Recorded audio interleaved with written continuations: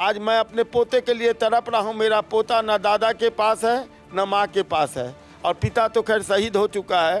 तो अब क्या आप लोग को नहीं लगता है कि एक पोता अपने दादा के पास रह सके, मैं उसकी परवरिश कर सकूं? पोता हमको मिलना चाहिए। अब नहीं मिलेगा तो कब मिलेगा? जब उसकी माँ अपराधी है, उसकी नानी अपराधी है। अपराधी अब कोर्ट साबित करे या ना, पूरा संसार जानता है। हमारे साथ हैं अतुल सुभाष के पिता पवन मोदी जी।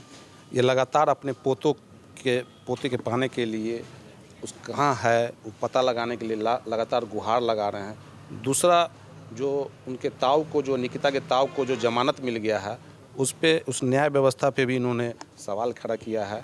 तो आइए जानते हैं कि क्या कहना चाहते हैं। बात यह है कि हम लोग तो कितना दुखी हैं, इसका अंदाज तो आप लगा सकते हैं। इस दुख के घड़ी में मीडिया वाले और पुलिस वाले, कानून व्यवस्था ने ही मुझे पूरा सहयोग दिया है। मेरा हृदय उन लोग को बहुत बहुत धन्यवाद देता है। लेकिन सुशील सिंघानिया जो ताऊ हैं निकिता सिंघानिया के, उनको जमानत मिली है। जमानत मिलने के बाद अब मेरा सबसे बड़ा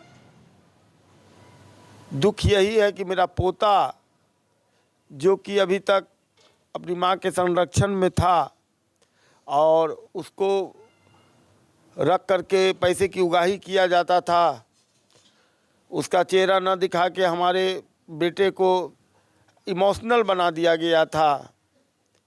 उसको यहाँ हद तक पहुँचा दिया गया, वो करने के लिए मजबूर हो गया। जो पिता बेंगलोर से आके कोर्ट में खड़ा होके बार बार जज साहब के सामने ये गुहार लगाता हो कि एक झलक अगली तारीख में भी आप हमारे बेटे की से मुलाकात करने का यदि आप आदेश जारी कर दें तो अगले तारीख को मैं अपने बेटे को देख लूँगा, उसे कुछ गिफ्ट लेके आया हूँ दे दूँगा। वो कंप्यूटर का डाटा इंजीनियर था। वो 1 साल के उम्र के बाद उसका बेटा उन लोग के पास चला गया। उस बेटे के लिए, उस बेटे के भरण पोषण के लिए अर्जी लगा करके निकिता सिंघानिया और उसके परिवार वालों लोगों ने 20,000 रुपया तय करवाया। जज साहब द्वारा 20,000 की राशि देने की बात हुई। मेरा बेटा अकाउंट खोल के डाला भी है, 5-7 किस्त डाल चुका भी था। फिर उसने अर्जी लगाया कि ये राशि बहुत कम है, जबकि निकिता सिंघानिया को एक अच्छे कंपनी में नौकरी है। वो 20 से 30 लाख रुपया का पैकेज भी होगा, मुझे मालूम नहीं है। ना मैंने कभी जानकारी किया कितना पैकेज है, क्या है, ना बेटा से ना उससे। लेकिन कोर्ट के पास अर्जी पर अर्जी डालते हुए 40,000 करवा ली, उसके बाद भी उसको संतोष नहीं हुआ। तो फिर वो हमारे व्योम, जो मेरा पोता का नाम है, उसको, उसके द्वारा एक अर्जी और दिलवाई गई कि ये राशि कम है, भरण पोषण के लिए और राशि न्यायालय द्वारा उनको मिले। उसकी तारीख कल थी, जो कल बीत गया है। उसकी तारीख कल 16 तारीख को थी। लेकिन मुझे जैसी जानकारी मेरे वकील श्री अवधेश तिवारी जी ने दिया, मैंने पूछा कि भाई कल जो 6 तारीख बीती है उसका क्या फैसला, क्या हुआ? तो उन्होंने कहा कि उनके वकील ने अर्जी लगाई है कि निकिता सिंघानिया भी जेल में हैं और इस अर्जी की तारीख को बढ़ा दिया जाए। तो फिर वो 27 जनवरी की तारीख पड़ी है।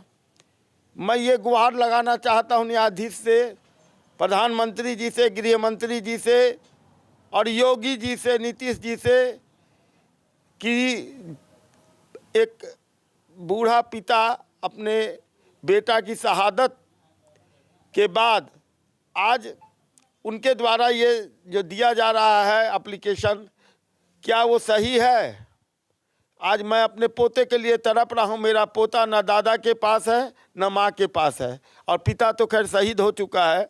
तो अब क्या आप लोग को नहीं लगता है कि एक पोता अपने दादा के पास रह सके, मैं उसकी परवरिश कर सकूं? मेरे बारे में आप मीडिया द्वारा मैं ये कहता हूँ कि अब एक जानकारी हासिल करावें राष्ट्रपति जी को कि हमारा परिवार किस तरीके का है, मेरा बेटा किस तरीके का था। आज सवेरे न्यूज़ चैनल वाले एक पटना से आए हुए थे, वो घूम घूम के हमारे बच्चा जहाँ पढ़ा है, गांव में पढ़ा है चाहे जहीं भी, सब स्कूल में हमने इनसे एड्रेस दिया कि आप पूछिए कि किसी बच्चे से आज तक लड़ाई तक नहीं किया। हमारे पूरे परिवार पर 498 का केस लगा के पूरे परिवार को मुलजिम बना दिया।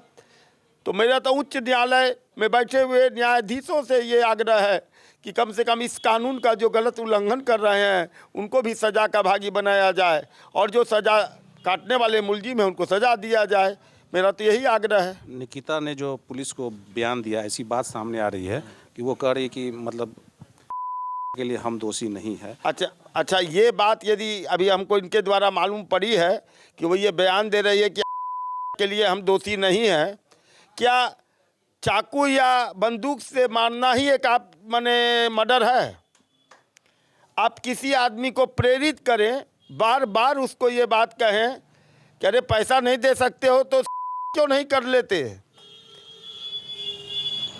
यदि तुमको इतना दुख है पैसा देने का तो उसकी माँ भी बार बार बोले और पत्नी भी बोले और वो हमारे माता पिता को इसका शेयर नहीं करता हो, ये सोच के कि मेरे माता पिता तो इस गरीबी में रह कर मुझे यहाँ तक पढ़ाए हैं, कष्ट काट के पढ़ाए हैं। आप पता कीजिए कि हम लोग कैसे पढ़ाए हैं। तो वो सोचता था कि अब ये बात कह के और दुखी मैं करूं अपने माता पिता को, तो वो घुटता चला गया। हर तारीख पर जहां भी मुलाकात उसकी हुई है उसने ये बात को कहा है। तो क्या उत्तेजित करना ये कोई कानून में धारा नहीं है कि आप किसी को उत्तेजित कीजिएगा? कोर्ट में जो तारीख पड़ता था उस दौरान उसका आ जाता था। हाँ, वो तो आपको मीडिएशन में क्या होता है, मेरे को बेटा बता रहा था कि पहले जज क्या करती है कि पहले दोनों को भीतर ले जाती है एक केबिन में, वहाँ पर वो बातचीत करती है कि भाई आप रखना चाहते हो इसको? मेरा बेटा कहता था कि हाँ हम रखना चाहते हैं। उससे पूछती थी तो वो कहता था कि नहीं मैं रहना नहीं चाहती हूँ। तो क्या है, तो हमको 1 करोड़ रुपया दिलवा दीजिए। फिर उसके बाद उसकी राशि 3 करोड़ तक हो गई।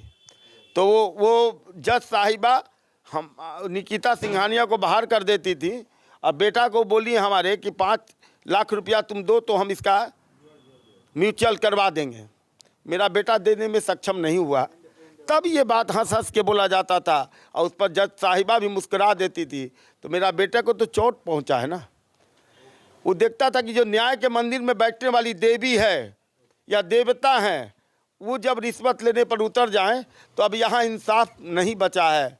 और मैं उच्च न्यायालय में भी गया है, वहाँ के यदि कोई वकील ये जानना चाहते हो तो मैं बताना चाहता हूँ। उसने मुझे कहा है कि पापा मैं उच्च न्यायालय में जा रहा हूँ इसका लिए अर्जी देने के लिए कि ये जो राशि है ये गलत है और जो राशि की मांग वो कर रही हैं ये भी गलत। 40,000 ही नहीं, उसके बाद एक धारा इसमें एक कॉज और लगाया गया था न्यायालय द्वारा। यदि हाई कोर्ट के न्यायाधीश उस फाइल को मंगा करके देखें तो उनको मालूम पड़ेगा कि ये मिली भगत थी कि नहीं। 20 से 40,000 और वो भी मेरा वकील ये बात के लिए अर्जी दिए थे। मैं उस समय वहाँ था। अवधेश तिवारी जी जून के महीना में मुझे बुलाए थे कि आपसे मेरा आग्रह है कि अंतिम ये मीडिएशन की जो बात हो रही है उसमें आप रहिए और सुनिए कि यही बात मैं क्या इसका फैसला होता है। वहाँ पर कम से कम उनके जूनियर 10 वकील थे, सभी एक लाइन में कहते थे कि ये निरस्त होना चाहिए, आज का जो केस है ये ख़त्म होना चाहिए। सभी बोल रहे थे जज साहिबा के सामने और मुस्कुरा रही थी। और अवधेश तिवारी जी ने यहाँ तक समूची चीज़ को पेश किया कि जो महिला नौकरी करती हो, अच्छा खासा पैकेज हो, तो उसको कोई आपको भरण पोषण की ज़रूरत नहीं है। तो बच्चा के नाम पर ये 20,000 तो ले ही रही हैं, तो इनको फिर और क्या चाहिए।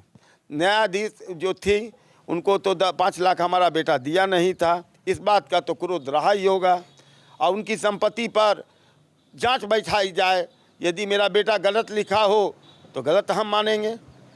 जो आदमी रिश्वत लेता है ना उसका कहीं ना कहीं पैसा इन्वॉल्व रहता है, रिश्तेदार के नाम पर या कोई प्रॉपर्टी के नाम पर, वो तो खैर जांच का विषय है, वो तो जांच कर लिया जाएगा। अब क्या चाह रहे हैं कि पोता आपके पास? पोता हमको मिलना चाहिए। अब नहीं मिलेगा तो कब मिलेगा?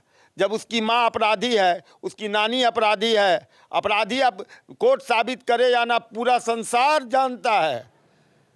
मेरा बेटा जो छोड़ गया वो शहीद हुआ है, उसका अतुल सुभाष नाम नहीं मैं मानता हूँ, मैं तो बोलता हूँ सुभाष चंद्र बोस वो बना है।